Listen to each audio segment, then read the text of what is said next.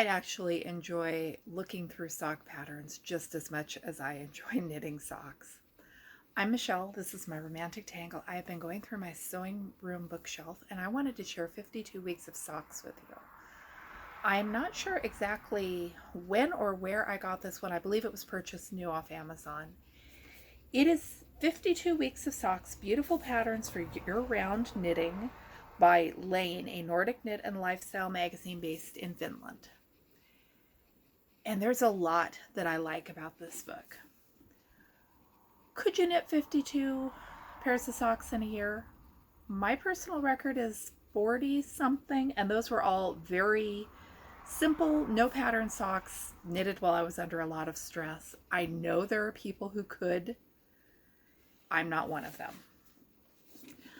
But the title is cute. The title is not the point of the book.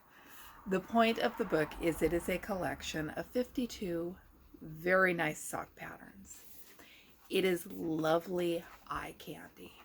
It's got those wonderful thick matte pages that I like so much. I can get excited about the texture of the pages of my books. There are patterns and pictures.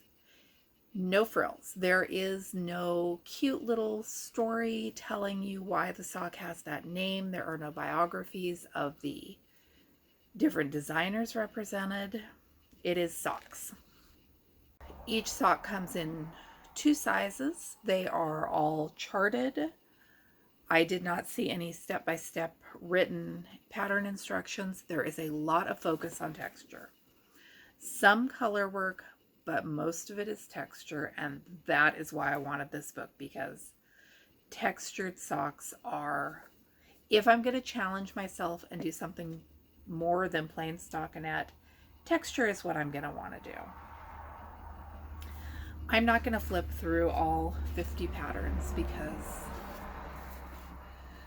that would take a very long time. I'm going to hold up and show some of them so that you can get an idea of what drew me to this book in the first place. And the world is full of collections of sock patterns. I don't know that I would claim that this one is absolutely different and better than the rest. Some of the pictures have kind of an artistic blur to them. Some of the pictures are of socks that have a pattern for the left sock and a pattern for the right sock, but it only shows you a picture of one sock.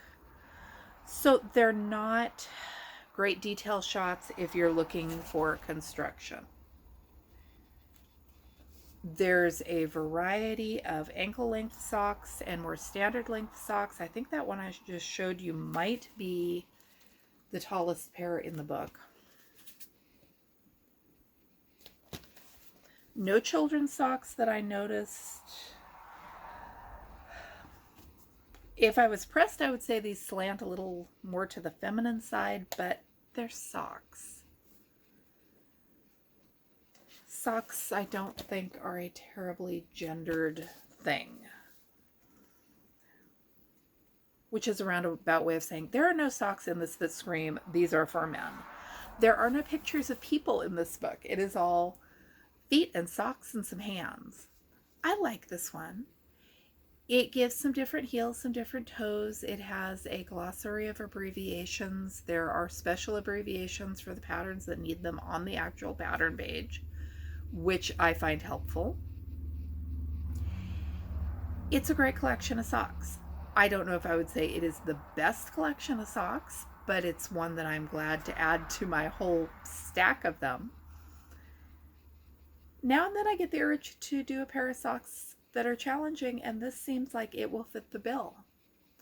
Let me know if you knit socks, if you have this one, if you've made any of these. I did read through some of the instructions, and unless you're actually knitting the sock, reading a sock pattern is the quickest way to get yourself confused.